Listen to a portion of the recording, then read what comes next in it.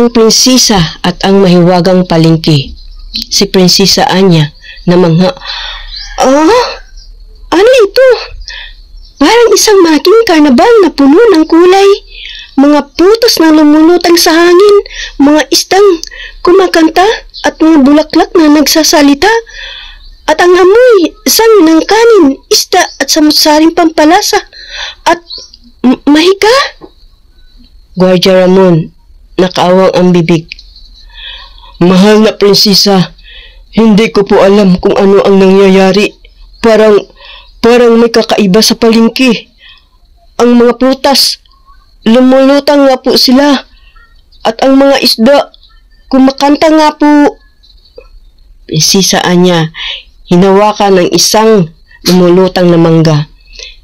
Tingnan niyo po, lumulutang ang mangga at ang mga bulaklak.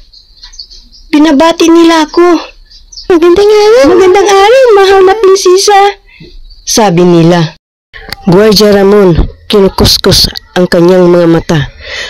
Nanaginip na po ba ako? Hindi po ito totoo. May mahika sa palengke. Dahil po ba sa inyo, mahal na prinsesa?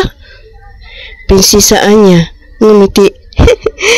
Siguro nga po, parang may kakaibang kapangyarihan akong nadarama.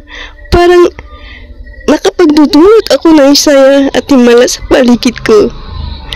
Tingnan niyo po, ang mga nagtitinda ay nagtatawanan na ngayon. Nawala ang gulo. Guardia Ramon, namangha. Totoo nga po, ang himala. Ang himala ay nangyayari dahil sa inyo, mahal na prinsesa. Tara na po, dadalhin ko na po kayo sa palasyo. Mukhang hindi na tayo maliligaw dahil sa inyong mahika. Prinsesa Anya tumawa. Oo, tara na nga po. Mukhang may isang hindi ka panipaniwalang pakikipagsapalaran ang naghihintay sa atin.